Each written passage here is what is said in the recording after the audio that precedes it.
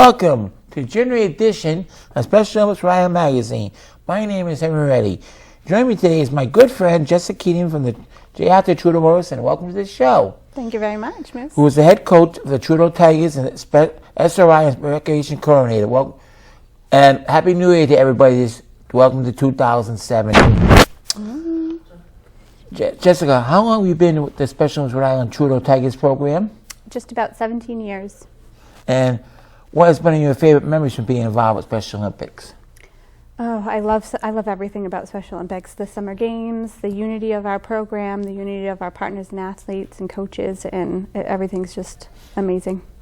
And what do you say, other programs then? How would you rate Trudeau on 1 to 10? 11. That's very good. Why is the partnership between Special Olympics and Trudeau so important? There wouldn't be any Trudeau Tigers without Special Olympics, so it's very important. It's great. And all the sports you offer all year round. How many sports does Trudeau offer during the season? To count them, there's too many. We offer just about everything under the sun. We have, bowling, basketball, bocce. We have all unified and traditional teams. We do croquet, just about everything. That is great. How is your team? What is your favorite part of running of this program? If I had to pick one, I would say the unity of it. I love how people come together, and the sportsmanships of the teams is so great. And how many staff do you have that help you out with this your Special Olympic sports? We have coaches, 2 coaches per team. We usually run 2 teams per sport, so I would say 4 to 6. That is great. Ultimately. How is your team funded? We are funded by strictly donations and fundraisers that I have at the Trudeau Center. That is great. How would an athlete or volunteer get involved in Trudeau or not? Any Special Olympic team? They would call me at the Trudeau Center, and I would send them out the paperwork, and they would get connected. That is great. What is the ultimate goal of your program? Because all the sports and everything, and now and other stuff you offer, what's the ultimate goal of everything there? I'd say unity, sportsmanship, fun. Fun is key. Everybody loves to have fun, and good sports is great. How long? And you had all the people that work there. What you have good days and bad. What is your best part of working for Special Olympics and Trudeau? I would have to say summer games. Summer games is my favorite part of Special Olympics. Can you give us the contact information for anyone who's interested in getting involved with your program? My name is Jessica Keenan. You can reach me at 739-2700 extension 272, or you can also reach us, get information on our website, and it's www.trudeaucenter.org. And we also have Facebook, so friend the Trudeau Tigers. That's right.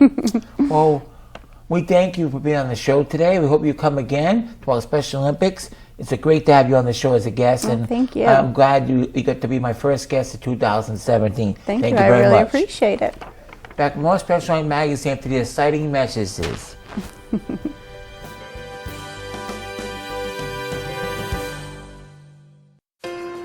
Sport teaches us. When we train, it teaches us to dream. When we struggle, it teaches us determination. When we win, it teaches us joy. And if we lose, sport teaches us the will to try again. Sport teaches us who we really are. Who can benefit most from this lesson? Those of us who are told most frequently that we can't. Those of us who are labeled most often by others. Those of us who are judged most unfairly and told that we are this or that. Sport teaches people who they really are, and we teach people sport. We're Special Olympics.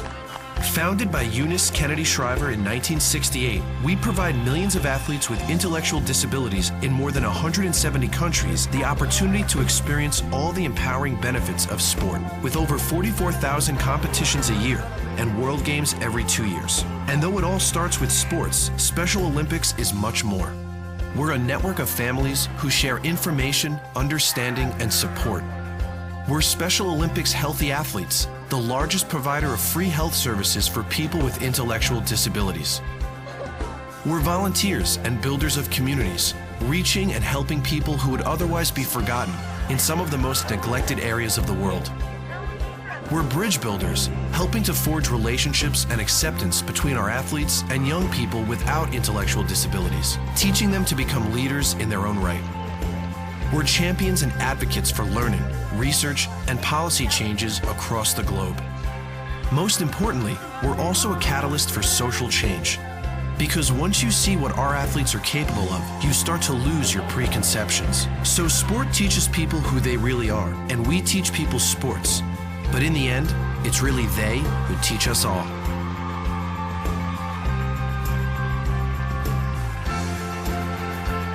Special Olympics. Be a fan.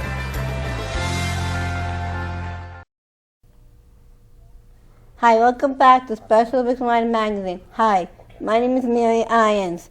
Joining me today is Adam Lucia, Sports Director for Snowshoeing and Cross Country Skiing.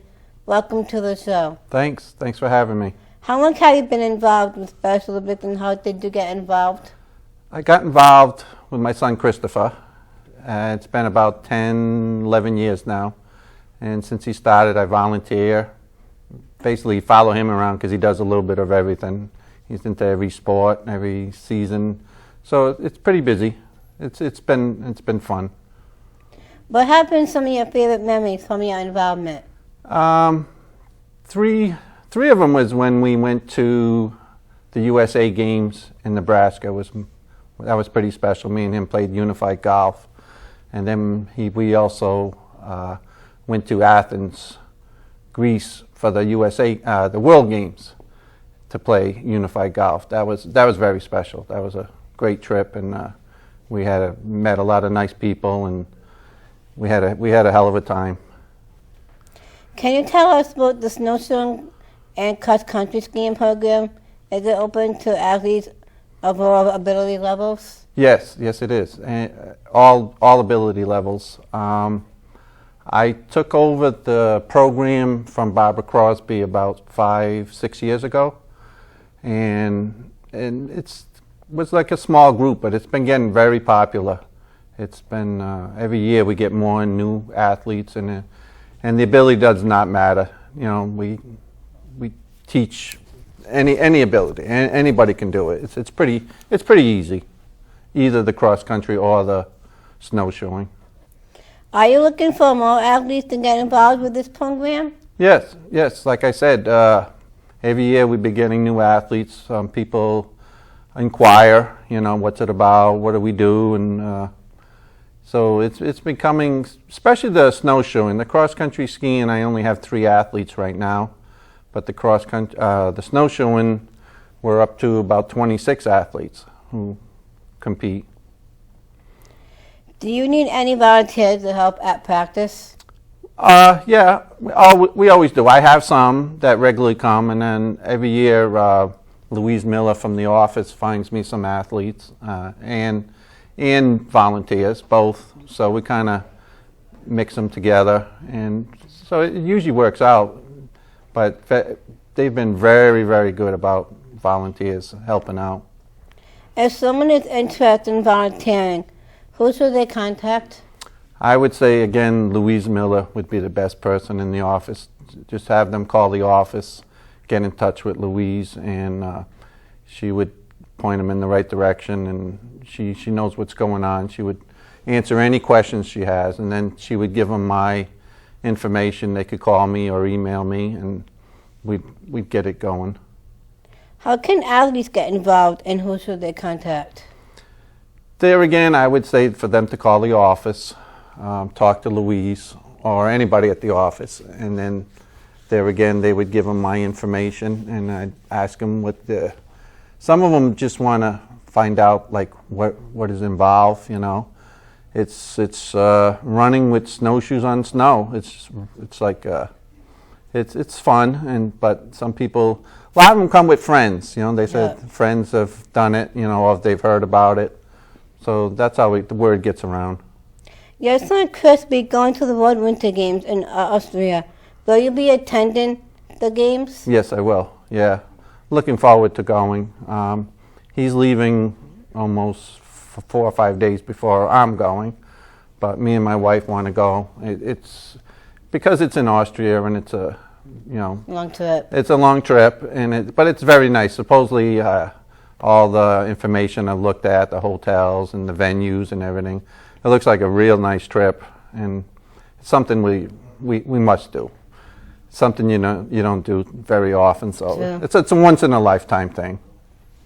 Again, if viewers would like more information on winter sports, who should they contact? I'd say call the Special Olympics office. You know, talk to Louise or whoever answers, and I'm sure they could point them in the right direction.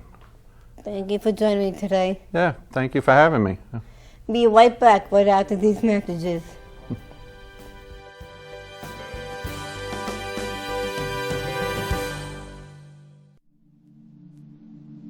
I used to never really talk. Ever. I was scared and shy. It was hard to look at people's faces. I was afraid if I said something wrong, everyone would laugh at me. But then I started to play golf with Special Olympics. I made friends and won lots of gold medals. But I learned more than just playing golf. Special Olympics helped me to find my voice.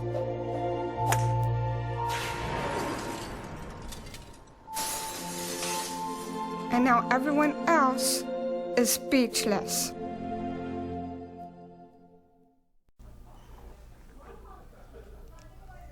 Welcome back to Special Olympics Rhode Island Magazine. Hi, I'm Mary Ellen Powers. Joining me now is Dennis DeJesus, who is the CEO of Special Olympics Rhode Island. Welcome to the show, Denny. Thanks, Mary Ellen. It's a pleasure to have you. Great being here. Happy New Year. Happy New Year. To you and your family. Thank you. Thanks. Now, looking forward to 2017, what are your goals for the upcoming year? Wow, you know, we're coming off such a great year. 2016 was a fantastic year at Special Olympics Rhode Island, and my hope is that 2017 is just as good. We have a lot on our plate in 2017. First of all, we'll be inviting 2 new members to our staff. We're adding 2 new staff positions, one in the program department and one in the development department. Additionally, we're really taking a strong look at our strategic plan going forward over the next 4 years. And in that strategic plan, we're placing a priority on our healthy athlete program and our young athlete program. The other thing, we're so proud of the efforts of you and the members of our athlete leadership team that have really come together in 2016, and now we're looking to increase their workload in 2017. I think we're off to a great start with the athlete leadership program, and my hope is that that group continues to work very, very closely with our staff in implementing an awful lot of the things that we want to get done in 2017. As you well know, the voice of the athlete is extremely important. Mm-hmm. So we need our athletes to step forward, step up, tell us what they would like to see at Special Olympics. And I think that the group that we have together will do an outstanding job in that regard. So 2017, 2 new employees coming in, a real emphasis looking at the strategic plan on healthy athletes and young athletes in the athlete leadership program. And that goes without saying, all of our games and all of our competitions and expanding the number of athletes we have in our program. Proud to say that we now have 3,200 programs as we enter 3,200 athletes as we enter 2017. So very, very proud of our growth, proud of where this organization has come in the last 10 years, knowing that we have an awful lot more work to do in the future. Sounds like a very busy year. And let's not forget 2018. Right.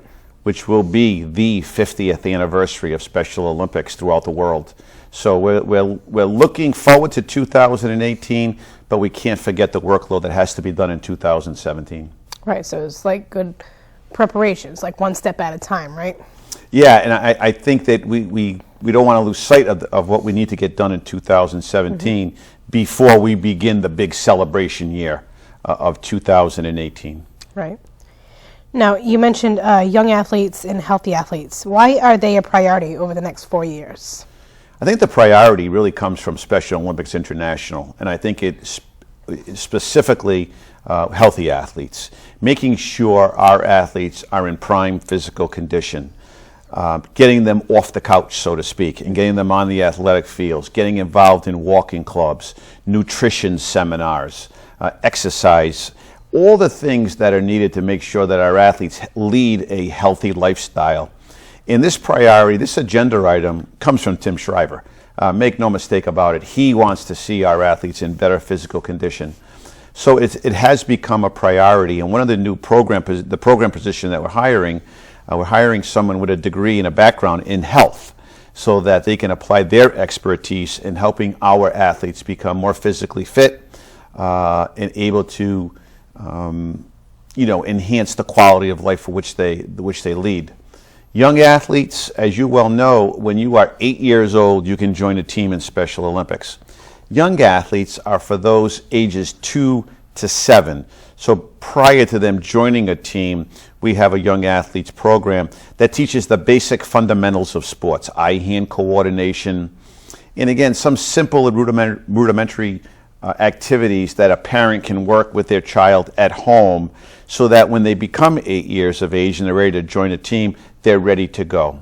So this program started right in our activities room at Special Olympics Rhode Island. Now we're taking that program to elementary schools throughout the state of Rhode Island. So we're proud of the commitment that we're making both to young athletes and healthy athletes. Extremely important. Right, and especially with the healthy athletes, it's also great for us to be more aware of more healthy tips and healthy ways of living, and because I really think it's a good wake-up call for us that like, oh, we shouldn't be sitting on the couch, we should be moving more. And I think it's great that it's so important, and it's going to be even more of a teaching lesson for us too. And when you think about it, it's just not athletes, it's everyone. Right. Should lead a healthy lifestyle between nutrition, exercise, physical fitness. It's extremely important for everyone going forward so they can improve the quality of life for which they live. Right. Now, you mentioned about the new staff positions. Why is there a need for these jobs? Again, taking a look at our strategic plan, and our board of directors under Barbara Burns and now under Tom Giacomo, they really put an emphasis over during last year on developing a strategic plan that works for us in Rhode Island. They had some guidelines from international, but we had to make it fit in Rhode Island. And I really truly believe that they strongly believe in that healthy athlete proposal. So we wanted to bring someone in with a health background. Our program department is flat out. Between Chris Hopkins and Casey Rhodes, their workload is off the charts, and we could not add another responsibility to them. Right. Thus the need for a new program person to really focus on healthy athletes and young athletes under the supervision of Chris Hopkins. On the development side, we realized we need to raise more money. In the past, it's always been 2 people in development. Well, in the reshuffling and the reorganizing of the organization, we only have really 1 person, and that's Tracy doing development. She needs someone to work along with her.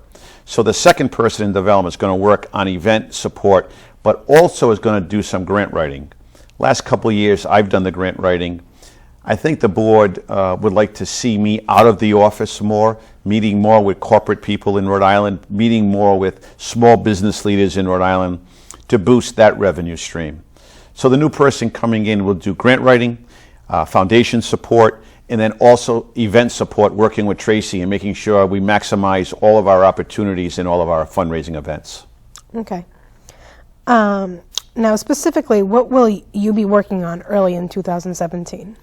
Well, as soon as that calendar changes, I immediately start working on my letters of support. So I reach out to as many corporations as possible, foundations, individuals, let them know, hey, it's January, it's a new year, we're looking at summer games, we're looking at healthy athletes and young athletes, and we need your help and we need your support. So once the calendar changes, it's full go, full steam for me to get out there, meet with some people in corporate positions, again, individuals, foundations, and the like, and make sure that we raise the money that we need to support our athletes.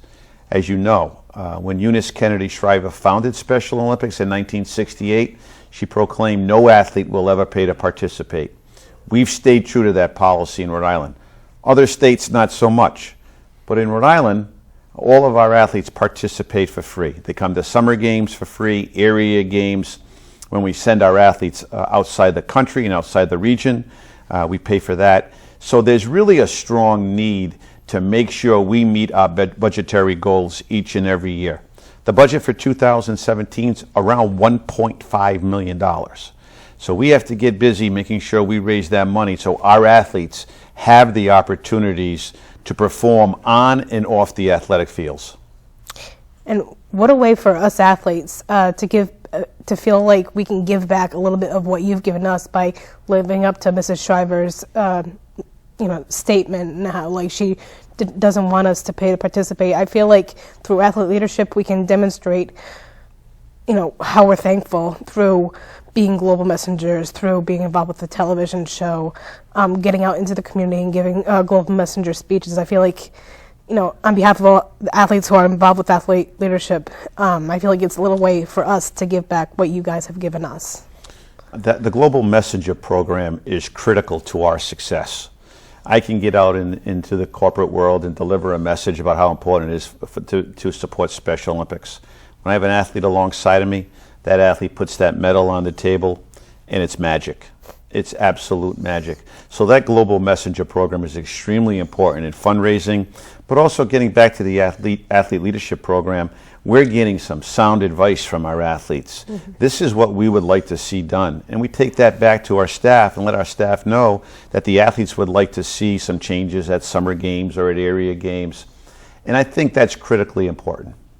Absolutely. And even some of the feedback that we've gotten from our input council sessions, I remember there were even suggestions for benefits and how they can be more helpful. And Tracy and her committee listened to some of the suggestions and made some of them happen. So, and these athletes who helped make these decisions felt so proud, like, wow, they're really listening to what we say, and like you really take what we do seriously. Right, you mentioned Benefest. I mean, I would love to see a program at Benefest where every single speaker was an athlete. Don't need me to get up there. You don't need our board chair to get up there. Let the athletes run the show. Let them get up there and deliver the message. They can deliver a powerful message if given that opportunity. And I know, whenever an athlete is given an opportunity, they succeed. Mm-hmm. And so we're very, very proud of how far our athletes have come. We're proud of their commitment to our organization. And it's their future that we're talking about. Right. So we know that given the tools and given the opportunity, they'll succeed every time. Absolutely. Now, also going along with the athlete leadership program, now the effort that you made last year to establish the Athlete Input Council and athlete leadership in general, are you satisfied with the results of what's happened this past year? We're off to a great start, but we have more work to do. Mm-hmm. So we had 2 meetings. I believe we met in October and November. We took December off because of the holiday, but we need to get back to work in January and February and make sure that the Input Leadership Council, again, addresses some critical needs so we can bring those thoughts back. And it's very eye-opening to sit back and listen to our athletes and get their perspective on summer games, on fundraising, on a variety of different issues is extremely refreshing. And for me, I sit back and I'm proud. I'm proud of those athletes. I'm proud of their stepping up and answering the call and serving on this council because a lot of good things are coming out of these discussions. We can't do everything that they recommend, right, but certainly it gives you a little bit more perspective as to what our athletes see and how improvements can be made to move this organization forward. We don't have all the answers. Our athletes are an important part of that process. Right, and what a teaching tool too for that. That you know, like you said, you can't fulfill all of our wishes, but it's good for us to learn why some things might not be able to happen. But it's also great for you and all the staff and the board to hear our opinions. And you know, if there's one good idea that goes through, just imagine the joy that athlete feels. Like, wow, you know, I had that feeling when I created the athlete evaluations for the state summer games, and the impact it had on the games management team and the staff. I was blown away by it and thinking, wow, they really like my idea, and I was so proud of that. And imagine how that's how all the athletes on the input council must feel too. I think they do. You know, and in going to those meetings, I've noticed that virtually everyone has something to say, positive, negative, but it's always something that we can take back to our staff and say, why don't we consider doing it this way, or why don't we consider doing it that way? And like you said, sometimes the answer is no, we can't do it that way, and here are the reasons why. And I think our athletes have accepted that as well. Right. So a lot more work to do with athlete leadership, that's for sure. Right. Now, you always refer to Special Olympics Rhode Island as a community. Can you define that term for me, please? Community, a group of people that come together for a common good. And this is a blessed community. It's a community of 3,200 athletes. It's a community of 6,000 volunteers. It's a community of dedicated coaches, assistant coaches, parents, advocates. It's an amazing group of donors who respond to the mission and vision of Special Olympics. This community is there to serve the athletes of Special Olympics Rhode Island, and it's a community committed to making sure our athletes have every opportunity to succeed on and off the athletic fields. And it's a wonderful community to interact with, listen to, and work together for a common good. And that common good is to support the mission and vision of Special Olympics Rhode Island, and making sure our athletes have every opportunity to succeed. It's a wonderful community. Absolutely. And I'd like to add a couple more words, because I feel like everyone has their own definition of what Special Olympics is for them. And hearing you talk about community is so dead on. In my personal opinion, I think other key words that stick out are confidence, camaraderie, the friendships, and family. Because this really is like a second family, whether it's the athletes who they meet on their teams, whether it's the other athletes, the volunteers, they become like a second family. The entire crew of this television show, we're like another family. And it all goes back to the community and how everyone comes together. Yeah, and acceptance, inclusion, respect, what our athletes fight for each and every day is an important part of our mission. And proud to say that, you know, in the last 7 years, we've increased those opportunities, increased our budget, tremendous support from our board of directors, who each and every day are there to make sure the policy is in full force. So again, it's just a wonderful community, but let's not forget that community starts with the athletes. Right. First and foremost. Now, do you have anything you'd like to say to our viewers as we begin a new year? Just Happy New Year. I hope it's a healthy one. I think we always pray for health first and foremost. Happy one, a healthy one. I thank our viewers for their support of Special Olympics Rhode Island. I thank them for always answering the call whenever we reach out to them, and ask that they continue supporting our athletes as they go forward with area games, summer games, regional games, with an eye on 2018, but let's not forget that we have a lot of work to do in 2017. Right. Well, thank you very much for joining me. Thank you, Mary Ellen. Be sure to tune in next month for another great edition of Special Olympics Rhode Island Magazine.